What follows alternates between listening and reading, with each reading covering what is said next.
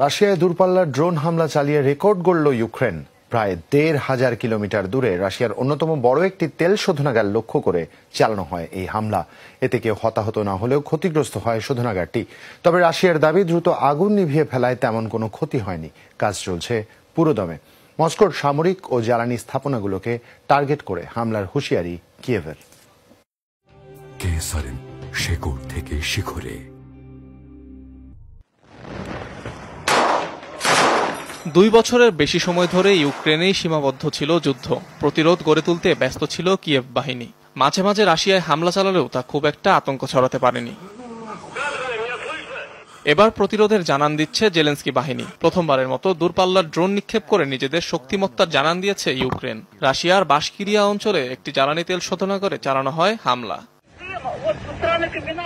বৃহস্পতিবার রাশিয়ার অভ্যন্তরে ১৫০০ কিলোমিটার পথ পাড়ি দিয়ে বাশকিরিয়া অঞ্চলের একটি তেল শোধনাগারে আঘাত হানে ইউক্রেনের ড্রোন। এতে হতাহতের কোনো খবর পাওয়া না গেলেও আংশিক ক্ষতিগ্রস্ত হয় তেল শোধনাগারটি। তবে এর কার্যক্রম অব্যাহত আছে বলে জানিয়েছে অঞ্চলটির গভর্নর। যুদ্ধ শুরুর পর থেকেই রাশিয়ায় এটিই সর্বোচ্চ পাল্লার হামলা বলে জানিয়েছে কিয়েভের ইন্টেলিজেন্স সার্ভিস। একই দিনে রাশিয়ার ক্রাসনোদার অঞ্চলে একটি তেলের ডিপোতেও হামলা চালানো হয়, যেখানে ক্ষতিগ্রস্ত হয় কয়েকটি মজুত ট্যাঙ্ক।